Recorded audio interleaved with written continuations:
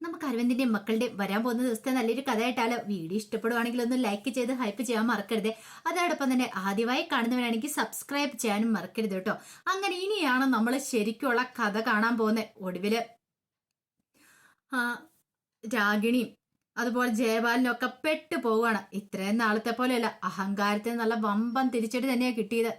നാണം കെട്ട് തല കുനിച്ച് ജയപാലന് തന്റെ മോളുടെ വിവാഹം മുടങ്ങിയത് കണ്ടു നിൽക്കേണ്ടതായിട്ട് വന്നു.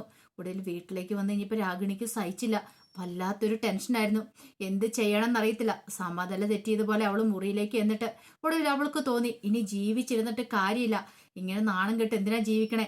ഇവനെ എണ്ണം തന്നെ കൈയൊഴിഞ്ഞു. അതുകൊണ്ട് അവൾ ഒരു ആത്മഹത്യാശ്രമം നടത്തുവാണ്. അങ്ങനെ അവള് മരിക്കാനായിട്ട് ഒരുങ്ങി. പ്രവീണ കൃത്യസമയത്ത് അവിടെ കയറി വന്നു. കഥ കടച്ചിട്ട് കഴിഞ്ഞപ്പോഴത്തേനും പ്രവീണിക്ക് എന്തൊക്കെയോ ഒരു സംശയങ്ങളും കാര്യങ്ങളൊക്കെ തോന്നിയിട്ടുണ്ടായിരുന്നു. അങ്ങനെ കഥയെ മുട്ടി വിളിക്കുകയാണ്. രാഗിണി കഥ തുറന്നില്ല. പെട്ടെന്ന് ജയപാലേട്ടാന്ന് പറഞ്ഞ് കിടന്ന് അലറി വിളിച്ചു. ജയപാലനും വിശാലും കൂടെ വന്ന് കഥ തള്ളി തുറന്ന് ഒരു വിധത്തിൽ തല്ലിപ്പൊളിച്ചൊക്കെ അകത്ത് കയറി കഴിഞ്ഞപ്പോൾ കാണുന്ന കാഴ്ച ഫാനിലേക്ക് കുരുക്കിട്ട് അത്തലേക്ക് തൂങ്ങാനായിട്ട് നിൽക്കുന്ന രാഗിണിയാണോ. പെട്ടെന്ന് തന്നെ അവളെ പിടിച്ച് താഴെ ഇറക്കി. ജയപാലന് സങ്കടം സഹിക്കാൻ പറ്റിയില്ല. തൻ്റെ മോള് ഇത്ര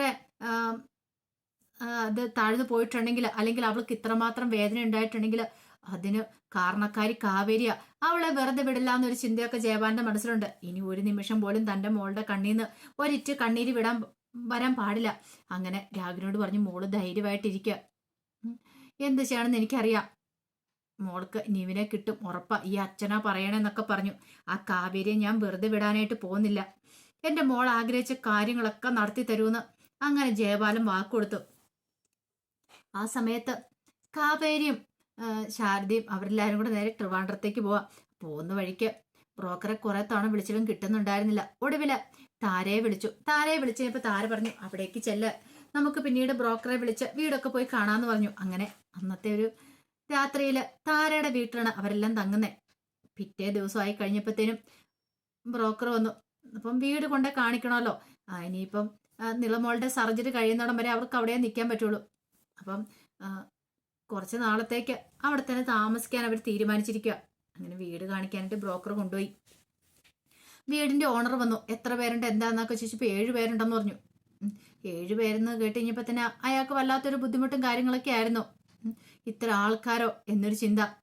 അങ്ങനെ ഒടുവില് അയാൾ സംഭവിച്ചു. പക്ഷെ വാടകയ്ക്ക് 20,000 അഡ്വാൻസ് 2 ലക്ഷവും കൊടുക്കണം. 2 ലക്ഷത്തിന് കുറയ്ക്കുമോന്ന് ചോദിച്ചു. പക്ഷെ സമ്മതിച്ചില്ല.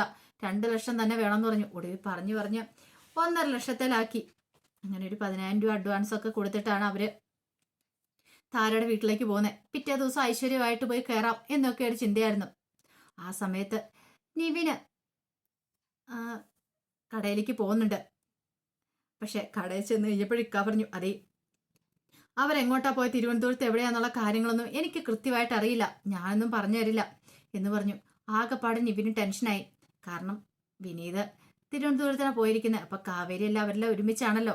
അപ്പൊ എവിടെ എന്താന്നൊക്കെ അറിയണം. കല്യാണം മുടങ്ങിയ കാര്യങ്ങളൊക്കെ അവളോട് പറയണം. അവളെ കാണണം.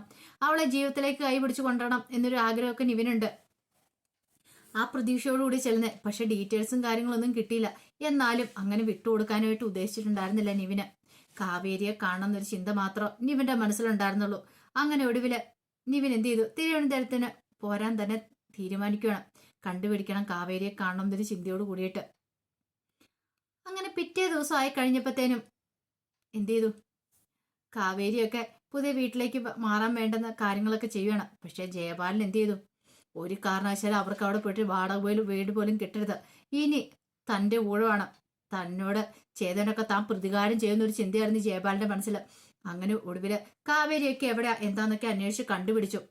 അത് മാത്രമല്ല വീട് വാടകയ്ക്ക് നോക്കിയിട്ടുണ്ടോ എന്നൊക്കെ അതറിഞ്ഞ് ഇപ്പൊ ജയപാലന് സഹിച്ചില്ല. ജയപാലൻ പെട്ടെന്ന് എന്ത് ചെയ്തു, അതിന്റെ ഓണറെ വിളിച്ച് കുറച്ച് കാര്യങ്ങളൊക്കെ പറഞ്ഞു. പിന്നെ കുറച്ച് ഗുണ്ടകളെ അങ്ങോട്ടേക്ക് പറഞ്ഞു വിടുവാണ്. അങ്ങനെ കാവേരിയൊക്കെ ഭയങ്കര സന്തോഷത്തോട് കൂടിയിട്ടാണ് അവിടേക്ക് വരുന്നത്. വന്നു കഴിഞ്ഞ് കഥ തുറക്കുമ്പോഴത്തേനും കുറെ ഗുണ്ടകളായിരുന്നു അകത്ത്. അവരെ കണ്ടു കഴിഞ്ഞപ്പോൾ കാവേരിക്ക് ഒരു നിമിഷം ഒന്ന് ഭയന്നു പോയി. ഇത്രയ്ക്ക് പ്രതീക്ഷിച്ചിട്ടുണ്ടായിരുന്നില്ല.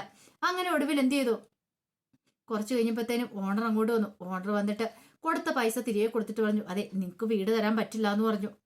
കാവേരിക്കൊക്കെ മനസ്സിലായി ഇത് ജയപാലന്റെ കളിയാന്ന്. ജയപാലൻ ഫോൺ വിളിച്ചിട്ട് പറയുകയും ചെയ്തു, നീയൊന്നു ഒരിക്കലും അവിടെ ഒരിടത്ത് നിനക്കൊന്നും വീട് കിട്ടത്തില്ലടി. ഞാൻ കളിക്ക് ഇറങ്ങിയിട്ടുള്ളൂ, കളി തുടങ്ങിയിട്ടുള്ളൂ എന്ന് പറഞ്ഞു. കാവേരിക്ക് ഭയങ്കര ടെൻഷനായി. കാരണം നിലമുള്ള സർജറിയും കാര്യങ്ങളൊക്കെ നടക്കണം. അതിനു മുമ്പ് വീടും കാര്യങ്ങളൊക്കെ സെറ്റ് ആവണമല്ലോ. അങ്ങനെ ബ്രോക്കർ 2-3 വീട് കൊണ്ടേ കാണിച്ചു. അവിടെ എല്ലാം ജയപാലം വന്ന് മുടക്കുവാണ്. അങ്ങനെ ഒടുവില് ഭയങ്കര ടെൻഷനായി. താരയുടെ വീട്ടിൽ അധിക ദിവസം നിൽക്കാനും പറ്റില്ല. പോരാത്തേന് ഗുണ്ടകൾ വന്ന് താരയുടെ വീട്ടിൽ വന്ന് താരയെ ഭീഷണിപ്പെടുത്തുകയും ചെയ്തു. കാവേരിക്കൊക്കെ സങ്കടമായി കഴിഞ്ഞപ്പോഴത്തേന് ശാരദ പറഞ്ഞു, വിഷമിക്കേണ്ട മക്കളെ, എന്താണെങ്കിലും ദൈവം നമുക്കൊരു വഴി കാണിച്ചു തരാതിരിക്കില്ല എന്ന് പറഞ്ഞു.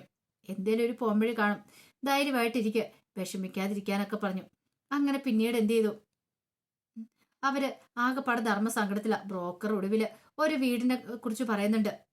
കുഴപ്പമില്ലാത്ത ഒരു ഔട്ട് ഹൗസ് ആണ്. അതിന്റെ ഓണറുടെ വീടിന്റെ മുന്നിൽ തന്നെയാണ് അതിന്റെ ആ സൈഡത്തെ ഔട്ട് ഹൗസ്. അപ്പൊ അവിടെ വേണമെങ്കിൽ ഒന്ന് ചോദിച്ചു നോക്കാം. നേരത്തെ അത് വാടകയ്ക്ക് കൊടുക്കുന്ന കാര്യം പറഞ്ഞിട്ടുണ്ടായിരുന്നു പറഞ്ഞു. അത് വേറെ ആരുടെയും വീടായിരുന്നില്ല, നരേന്റെ വീടായിരുന്നു. നരേന്റെ വീടിന്റെ ഔട്ട് ഹൗസിനെ കുറിച്ചായിരുന്നു അയാൾ പറഞ്ഞിരുന്നേ. ഏതെങ്കിലും ഒരു വീട് കിട്ടിയാൽ മതി, ചെറുതോ വലുതോ അതൊന്നും കുഴപ്പമില്ല ഉണ്ടായിരുന്നില്ല. എത്രയും പെട്ടെന്ന് തന്നെ മാറണം, താരയ്ക്കൊരു ബുദ്ധിമുട്ടുണ്ടാക്കരുത് എന്നൊരു ചിന്ത മാത്രമേ കാവേരിയുടെ ഒക്കെ മനസ്സിലുണ്ടായിരുന്നുള്ളൂ. അങ്ങനെ ഒടുവിൽ എന്ത് ചെയ്തു, ആ വീട് കാണാൻ പോകാൻ തന്നെ തീരുമാനിക്കുകയാണ്. അങ്ങനെ ഒടുവിൽ എന്ത് ചെയ്തു, അവര് ആ വീട് കാണാനായിട്ട് പോകാൻ തീരുമാനിക്കുന്ന രാവിലെ ക്ഷേത്രത്തിൽ പോവാണ്. അങ്ങനെ ക്ഷേത്രത്തിൽ ചെന്ന് കഴിഞ്ഞപ്പോഴത്തേനും അവിടെ വെച്ച അംബികാമ്മേനെ കാണുന്നുണ്ട്. നരേന്റെ മുത്തശ്ശി. അംബികാമ്മയ്ക്ക് ശാരദയെ കണ്ടു കഴിഞ്ഞപ്പോഴത്തേനും ഒരു പരിചയം തോന്നില്ല. ഈ ക്ഷേത്രത്തിൽ ആദ്യമായിട്ട് വന്നു, ഇതിനു മുമ്പ് കണ്ടിട്ടില്ലോ. അങ്ങനെ വന്ന് പരിചയപ്പെടുന്നുണ്ട്. അങ്ങനെ ഇതെന്റെ മോളാന്നൊക്കെ പറഞ്ഞുകൊണ്ട് രേവതിയല്ല സോറി കാവേരിയും പരിചയപ്പെടുത്തുവാണ്. കാവേരിയെ കണ്ടു കഴിഞ്ഞപ്പോൾ എന്തോ വല്ലാത്തൊരു ഇഷ്ടവും കാര്യങ്ങളൊക്കെ അംബികാമ്മയ്ക്ക് തോന്നുന്നുണ്ട്. പിന്നീട് ഇവിടെ എന്തിനു വന്ന അങ്ങനെയുള്ള കാര്യങ്ങളൊക്കെ തിരക്കുകയാണ്. കാര്യങ്ങളെല്ലാം പറഞ്ഞു. അങ്ങനെ ഒടുവിൽ അവരങ്ങോട്ട് പോവുകയും ചെയ്തു. പിന്നീടാണ് ബ്രോക്കർ വീട് കാണിക്കാനായിട്ട് കൊണ്ടുവരുന്നത്. അങ്ങനെ നരന്റെ വീട്ടിലേക്ക് കൊണ്ടുവന്ന് കഴിഞ്ഞപ്പോഴത്തേനും അംബികാമ്മയാണ് ഇറങ്ങി വരുന്നത്. അംബികാമ്മേനെ കണ്ടു കഴിഞ്ഞപ്പോഴത്തേനും ശാരദ അന്തം വിട്ടുപോയി. ഇത് ക്ഷേത്രത്തിൽ വെച്ച് പരിചയപ്പെട്ടതല്ലായിരുന്നോ? അല്ല, ചേച്ചിയുടെ വീടായിരുന്നു ഇതെന്ന് ചോദിച്ചു. അതെ, ഇത് ഞങ്ങളുടെ ഔട്ട് ഹൗസാന്ന് പറഞ്ഞു. അല്ല, ഈ വീട് ഈ ഔട്ട് ഹൗസ് വാടകയ്ക്ക് കൊടുക്കാണ്ടെന്ന് പറഞ്ഞു എന്ന് പറഞ്ഞു. അത് നേരത്തെ ബ്രോക്കർ ഒന്ന് പറഞ്ഞിട്ടുണ്ടായിരുന്നു, അടഞ്ഞു കിടക്കുവാണ്, വെറുതെ കിടന്ന് നശിച്ചു പോവാ, അതുകൊണ്ട് പറഞ്ഞ. പക്ഷേ എങ്കില് ഇനിയിപ്പോൾ അത് കൊടുക്കുവാന്ന് അറിയത്തില്ല. എന്താണെങ്കിലും നിങ്ങൾ വാ, അത് തുറന്ന് കാണിച്ചു വരാമെന്ന് പറഞ്ഞുകൊണ്ട് അങ്ങനെ കൊണ്ടേ കാണിച്ചു കൊടുക്കുകയാണ്. കാവേരിക്കൊക്കെ ഭയങ്കര ഇഷ്ടപ്പെട്ടു. ശാരദയ്ക്കും കാവേരിക്കും ഒക്കെ ഇഷ്ടപ്പെട്ടത്. തൽക്കാലത്തേക്ക് താമസിക്കാനായിട്ട് ഇത് മതി. പക്ഷേ എങ്കില് ആ സമയത്ത് നരൻ അവിടെ ഉണ്ടായിരുന്നു. ഔട്ട് ഹൗസ് വാടകയ്ക്ക് കൊടുക്കാന്ന് പറഞ്ഞപ്പോൾ നരനെ സഹിച്ചില്ല. നരൻ എന്ത് ചെയ്തു, അംബികാമ്മനെ അങ്ങോട്ട് വിളിപ്പിച്ചു. എന്നിട്ട് പറഞ്ഞു, അതെ, വെറുതെ ഈ ഔട്ട് ഹൗസ് ഒന്നും വാടകയ്ക്ക് കൊടുക്കേണ്ട കാര്യമൊന്നുമില്ല. എന്തിനാ അത് കൊടുക്കുന്നേ? നമ്മുടെ ഉള്ള പ്രൈവസിയും കൂടെ പോകും. അത് വേണ്ട മുത്തശ്ശി എന്ന് പറഞ്ഞു. എടാ മോനെ, അവർക്കിപ്പോൾ തൽക്കാലത്തേക്ക് ഒരു വീട് കിട്ടുന്നോടം വരെ എന്താണെങ്കിലും അവിടെ താമസിക്കട്ടെ. ഞാൻ പിന്നെ അത് നേരത്തെ ബ്രോക്കറോട് പറഞ്ഞിട്ടുണ്ടായിരുന്നു വാടകയ്ക്ക് കൊടുക്കാന്ന്. അതുകൊണ്ട് അയാളെ കൊണ്ടുവന്ന. പിന്നെ പാവങ്ങളാ, അവർ കുറച്ചാൾ താമസിച്ചിട്ട് പൊക്കോളൂ എന്ന് പറഞ്ഞു. നരനാണെങ്കിൽ ദേഷ്യത്തോട് പറഞ്ഞു, വേണ്ട, അതൊന്നും നടക്കില്ല എന്ന് പറഞ്ഞു. ഒടുവില് അംബികാമ്മ ഒരു വ്യക്തി പറഞ്ഞ് സമ്മതിപ്പിക്കുകയാണ്. അങ്ങനെ കാവേരിയൊക്കെ വീടെ കണ്ട് ഇഷ്ടപ്പെട്ട് നാളെ വരാമെന്നും പറഞ്ഞിട്ട് അവരും കൂടി പോയി. ആ സമയത്ത് അംബികേനെയും ഗായത്രിയെയും കൂടെ മുത്തശ്ശൻ വിളിപ്പിച്ചിട്ട് പറഞ്ഞു, അതെ, എന്ത് ഭാവിച്ചിട്ടാ ഇത്? എന്ത് കാണിച്ചിട്ടാ അവരെ അവിടെ കയറി താമസിപ്പിക്കാനായിട്ട് ഒരുങ്ങുന്നേ? നിനക്കറിയാലോ, പണ്ടതൊന്നും തുറന്നു കഴിഞ്ഞപ്പോഴത്തേനും എന്തൊക്കെ പ്രശ്നങ്ങളും ഉണ്ടായത്. ആ ഒട്ടുകോസ് എത്രയോ കാലങ്ങളായിട്ട് അടഞ്ഞു കിടക്കുമായിരുന്നു. പ്രശ്നം വെച്ച് നോക്കിക്കഴിഞ്ഞപ്പോഴത്തേനും ആകെപ്പാടെ വല്ലാത്ത ദുരിതങ്ങളും കാര്യങ്ങളൊക്കെ കാണുന്നേ. ഇനി ഓരോ പ്രശ്നങ്ങൾ വരാൻ പോവാന്ന്. വെറുതെ അവരെ അവിടെ കയറ്റി താമസിപ്പിക്കേണ്ട കാര്യം ഉണ്ടായിരുന്നോ? അത് ഇപ്പൊ അവരൊക്കെ കൊടുക്കേണ്ട കാര്യമൊന്നുമില്ല അംബികയെന്ന് പറഞ്ഞു. അപ്പോഴേക്കും അംബികാമ്മ പറഞ്ഞു, അത് പിന്നെ ഞാൻ അവരോട് പറഞ്ഞു, പക്ഷെ അവർക്ക് വേറൊരു നിവൃത്തി ഇല്ലാത്തോണ്ടാ ഏട്ടാ. അല്ലെങ്കിൽ എന്ത് ചെയ്യാൻ പറ്റും, പാവങ്ങളാ, സ്ത്രീകൾ മാത്രമേ ഉള്ളൂ.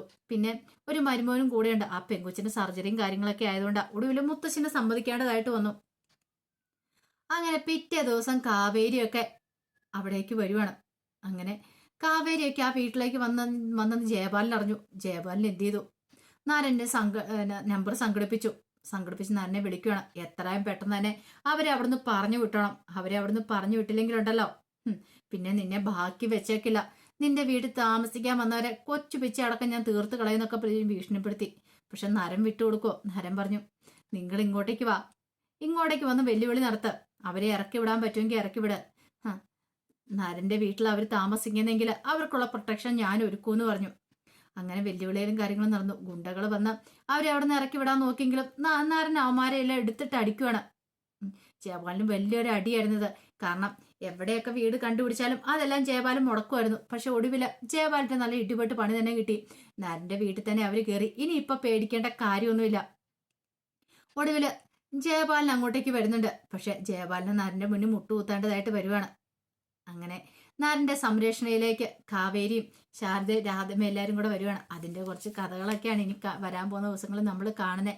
ആ കഥകളൊക്കെ നമുക്ക് എല്ലാവർക്കും കാത്തിരിക്കാട്ടോ. ഒരിക്കൽ കൂടി എല്ലാവർക്കും ശുഭദിനം നേർന്നുകൊണ്ട് നിർത്തുന്നു. നന്ദി.